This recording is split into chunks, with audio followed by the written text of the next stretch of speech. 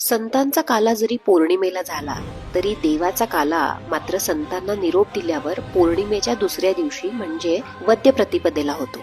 याला महाद्वार काला असं म्हणतात. या महाद्वार काल्यामध्ये मिरवल्या जाणाऱ्या पादुका देवाचे एक सेवेकरी आहेत हरिदास त्यांच्याकडे आहेत. त्यांचा जो वाडा आहे हरिदास वाडा त्याला काल्याचा वाडा असं म्हटलं जातं. महाद्वार काल्याच्या दिवशी काल्याच्या वाड्यामध्ये या पादुका मानकरी हरिदास याच्या डोक्यावर फेट्यामध्ये बांधतात. पादुका डोक्यावर बांधताच त्यांची शुद्ध हरपते. पूर्वी नामदेव महाराज देवाला खांद्यावर घेऊन महाद्वार काला करायचे असं मानलं जातं. त्यामुळे आता सुद्धा नामदेवांचे वंशज नामदास महाराज डोक्यावर पादुका बांधलेल्या हरिदासांनाच आपल्या खांद्यावर उचलून घेतात आणि या काल्याचा सोहळा करतात. ही काल्याची मिरवणूक नामदास महाराजांच्या दिंडीसह काल्याच्या वाड्यातून विठ्ठल मंदिरात येते. नामदास महाराज हरिदासांना खांद्यावर घेऊन लाकडी मंडपामध्ये 3 प्रदक्षिणा घालतात. त्यानंतर दिंडीसह मिरवणूक महाद्वारातून बाहेर येते. महाद्वार घाटानं ती चंद्रभागेवर जाते आणि तिथून पुन्हा काल्याच्या वाड्यात परत येते. मार्गामध्ये ठिकठिकाणी भाविक पादुकांवर दही लाह्या उधळतात. पूर्ण मार्गामध्ये नामदास मंडळी आळीपाळीनं हरिदासांना आपल्या खांद्यावर उचलून घेतात.